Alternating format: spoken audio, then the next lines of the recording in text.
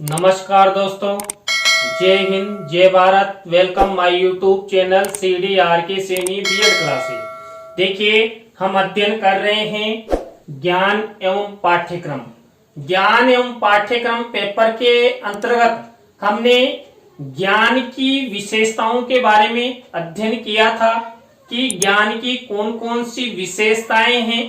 उन्हीं में से एक विशेषता है ज्ञान की अमूर्त प्रकृति होती है। तो यहाँ पर आज की क्लास में हम ज्ञान की अमूर्त प्रकृति कैसे होती है इसके बारे में चर्चा करेंगे। तो आप सब बने रहें हमारे साथ, हमारे YouTube चैनल के साथ। और यदि आप हमारे YouTube चैनल पर पहली बार आए हैं तो हमारे YouTube चैनल को सब्सक्राइब करें और पास ही बने बेल आइकन के बटन को जरूर दबा देंगे, जिससे हमारे द्वारा जब भी कोई न्यू वीडियो अपलोड किया जाता है या लाइव क्लास चलाई जाती है तो उनके नोटिफिकेशन आपको मिल सके और आप अच्छा अधिगम करते हुए आप परीक्षा की अच्छी तैयारी आपकी हो, आप अच्छे क्रेडिट पॉइंट हासिल कर सको। देखिए, यहाँ पर जो ज्ञान की अमूर्त प्रकृति है, इस ज्ञान की अमूर्त प्रकृति को हम ज्ञान की एक विशेषता या ज्ञान की एक अवधारणा मान सकते हैं और कहते भी हैं। देखिए, जो ज्ञान होता है, इस ज्ञान की अनेक विशेषताएं होती है। उनमें से एक विशेषता ज्ञान की अमूर्त प्रकृति है। तो यहाँ पर ज्ञान की एक विशेषता या एक अवधारणा ज्ञान की अमूर्त प्रकृति को कहते हैं, जो ज्ञान में निहित रहती है। कौन?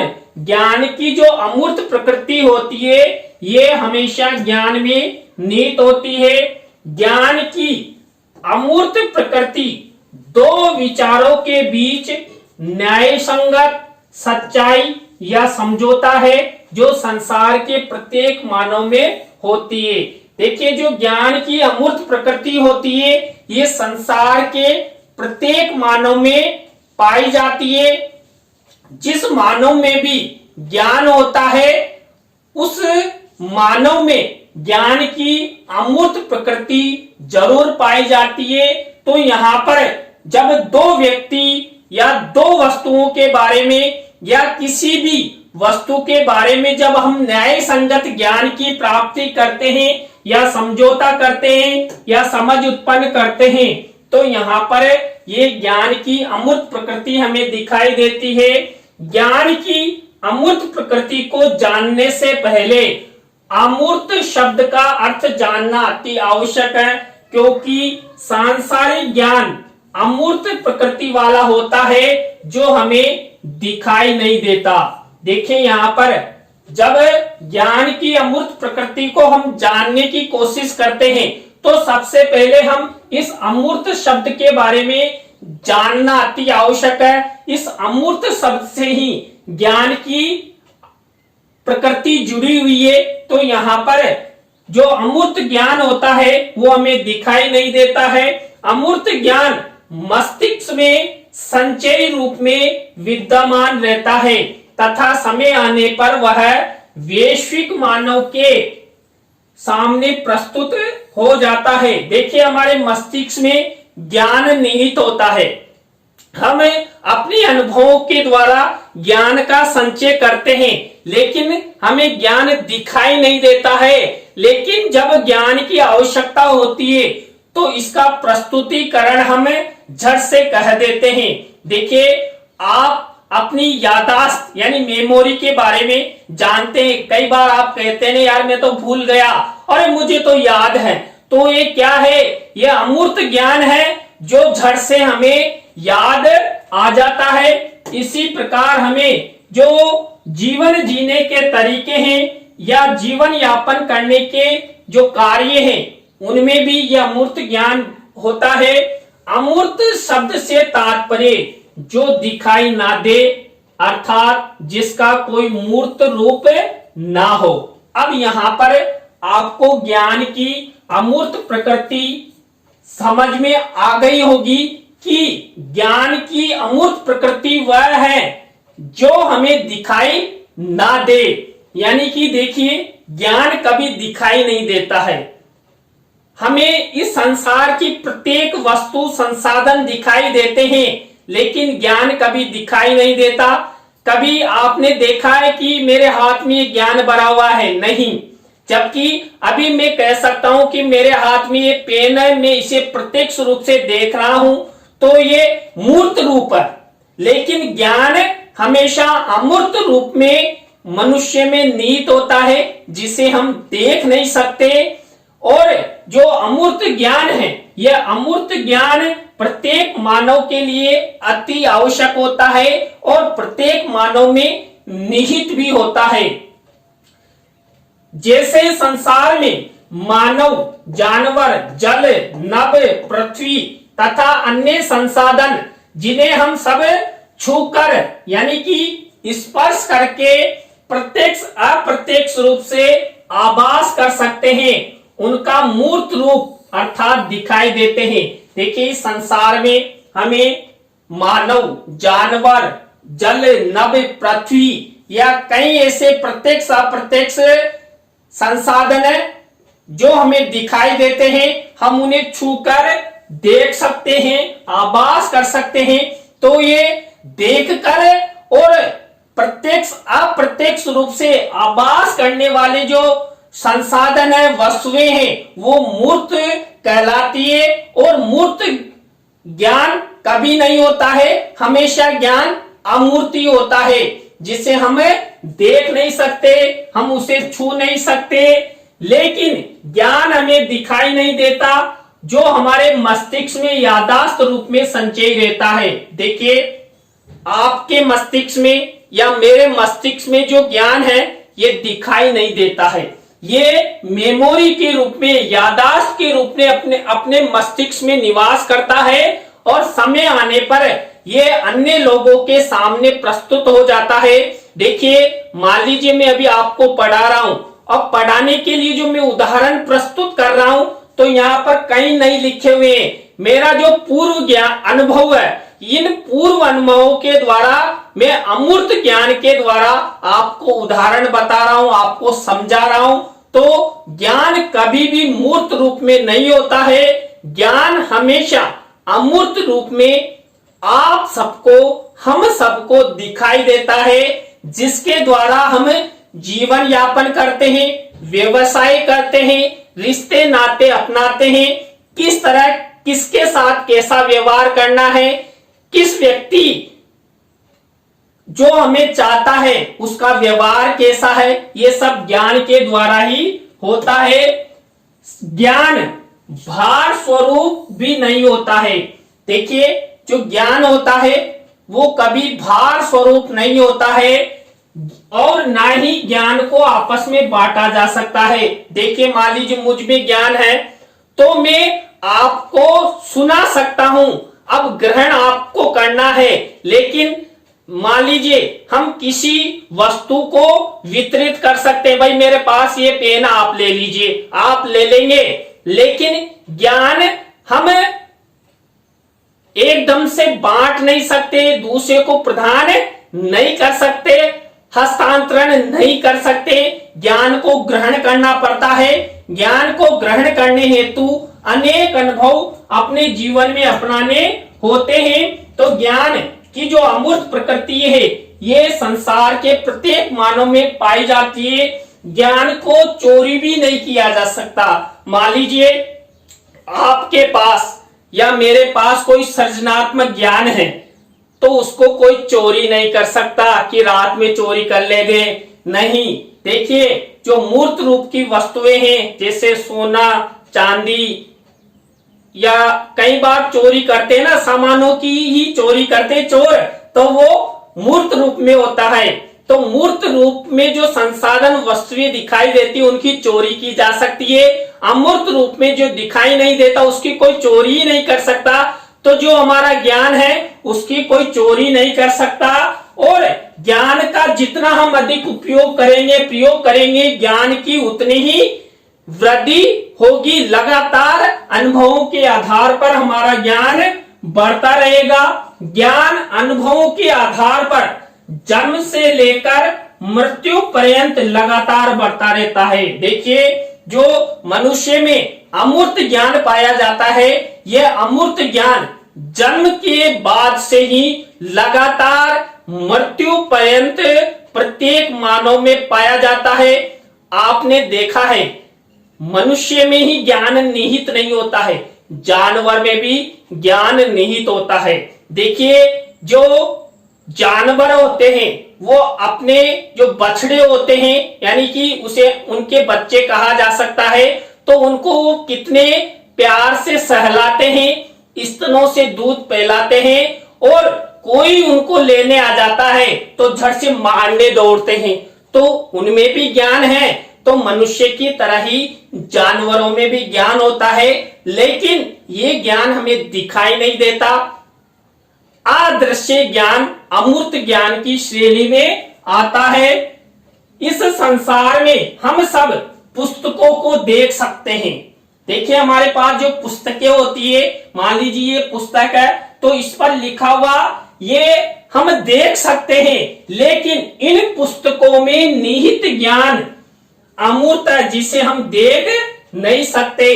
देखिए, अमूर्त ज्ञान को हम कभी देख नहीं सकते। अमूर्त ज्ञान अदृश्य रहता है और प्रत्येक मानव में इसकी प्राप्ति होती है। इसी प्रकार परीक्षा देते समय अमूर्त ज्ञान ही हमारा सहयोग करता है, जो हमारे मस्तिष्क में यादाश्त रूप में रहता है। देखिए, आप परीक्षा हॉल में परीक्षा देते हैं, उस समय आपके पास ना तो पुस्तक होती है, ना कुछ होता है। आपके पास परीक्षा की कॉपी और आपका पेन होता है, लेकिन फिर भी आप कितना अच्छे से लिखते हैं और आप परीक्षा में अच्छे अंक लाते हैं, अच्छी श्रेणी बनाते हैं। वो किस आधार पर? ये सब होता है हम सब, आप सबके अमूर्त ज्ञान के आधार पर। देखिए, उस समय ज्ञान नहीं होता, लेकिन झट से हमारा मस्तिष्क क्रिया करता है कि इस प्रश्न का उत्तर ये है, इस प्रश्न का उत्तर ये है, इस प्रश्न के पॉइंट ये हैं। तो ये अमूर्त ज्ञान प्रत्येक मानव में निहित होता है और समय आने पर यह बाहर निकलता है। और अमूर्त ज्ञान प्रत्येक मानव के जीवन के लिए बहुत ही उपयोगी है। और देखिए, अमूर्त ज्ञान एक अध्यापक के लिए तो बहुत ही अति आवश्यक है। क्यों? क्योंकि देखिए, अध्यापक अनेक छात्रों को पढ़ाता है, अनेक छात्रों को शिक्षण करवाता है, अनुभव प्रदान करता है, उदाहरण प्रस्तुत करता है। तो यहाँ पर अध्यापक किसी भी स्थान पर यदि जा रहा है तो झट से उसे अनेक उदाहरण छात्रों को बताने होते हैं। कोई अध्यापक कहीं पर भी जा रहा है तो अध्यापक से जानबूझकर कोई भी राह चलता व्यक्ति या हमारे पड़ोसी उनसे पूछ लेते हैं।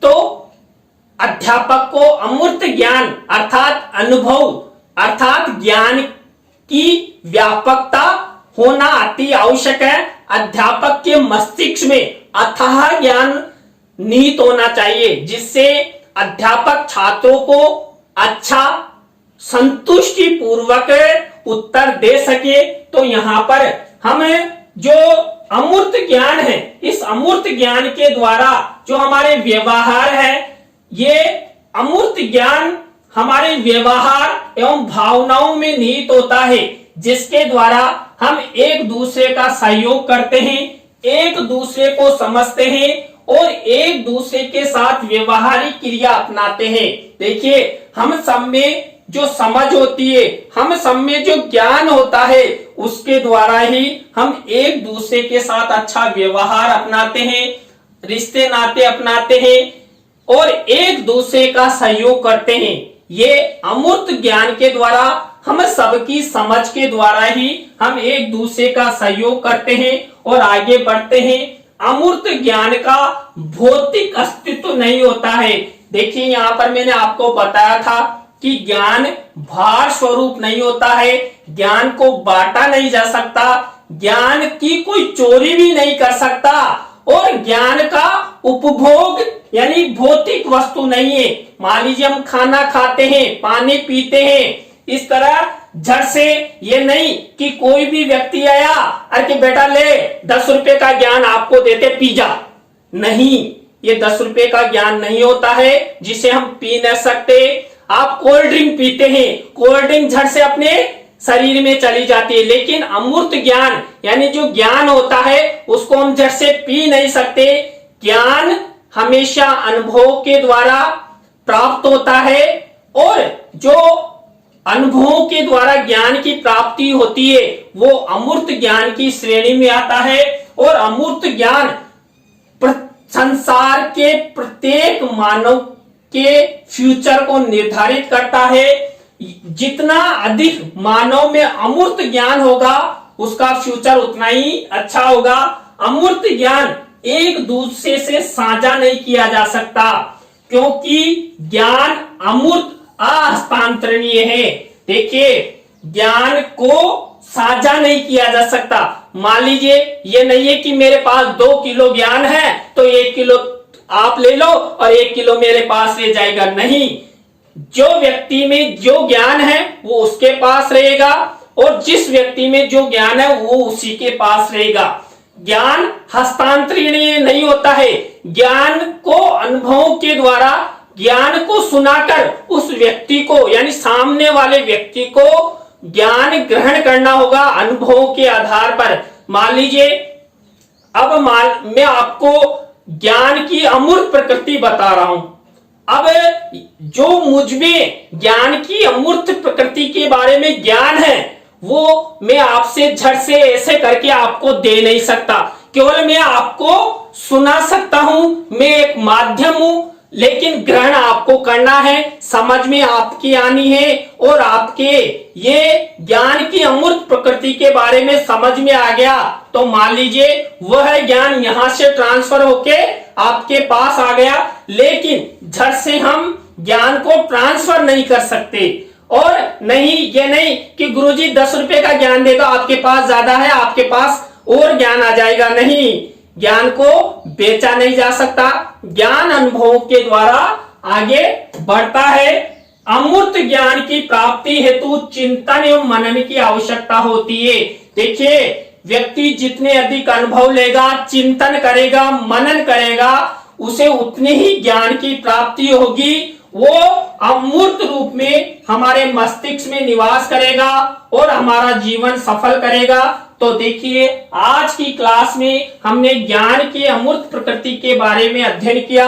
आज की क्लास आपको कैसी लगी कमेंट्स में हमें जरूर बताएं। अच्छी लगी हो तो लाइक करें, कमेंट्स करें और शेयर जरूर करें। दोस्तों आप सब हमारी चैनल की वीडियो शेयर करते हैं तो मुझे एक मनोबल मिलता है कि आप सब CDRK सैनी बीएड क्लासेस से जुड़े ये प्रशिक्षणार्थी मेरा सहयोग कर रहे हैं।